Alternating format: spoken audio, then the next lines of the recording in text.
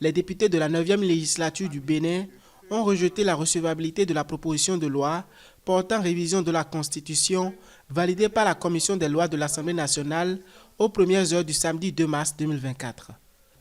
L'examen de la proposition de la loi, qui a démarré dans la nuit du vendredi aux environs de 22 heures, en présence de 108 députés votants, s'est soldé par 71 voix pour, 35 contre et 2 abstentions. Il fallait au moins 82 voix pour, soit les 3/4 des 109 élus que compte le Parlement, pour la prise en compte de la proposition de loi initiée par le député de la mouvance, Hassan Seibou. Parmi les 35 votants contre la modification de la Constitution figurent principalement les 28 députés du parti d'opposition Les Démocrates, présidé par l'ex-chef d'État Thomas Bouni Yahi, qui siège à l'Assemblée nationale. Nous avons voté contre la recevabilité de cette loi parce que toutes les conditions républicaines ne sont pas réunies pour y aller. Dans ce contexte un peu sensible, il nous faut obligatoirement des assises nationales consensuelles.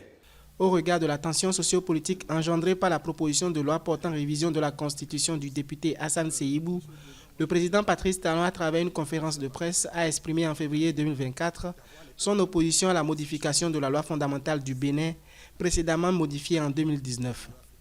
Mon collègue et président Hassan Seibou a introduit une proposition de révision à la recherche de solutions aux problèmes qui pointent à l'horizon des élections générales de 2026.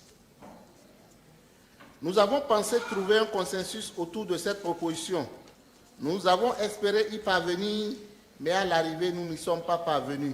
Puisque ça n'a pas été fait aujourd'hui, rien ne nous empêchera de trouver les voies et moyens pour que nous puissions avoir des élections inclusives et transparentes et que les meilleurs, les gagnants, soient nous parce que nous sommes du côté du grand peuple. Merci, Président. À noter que la proposition de révision de la Constitution rejetée fait suite à une décision de la Cour constitutionnelle rendue en janvier 2024 qui ordonne au Parlement la mise en conformité de certaines dispositions du Code électoral avec la Constitution en vue d'organiser le parrainage des présidentielles de 2026.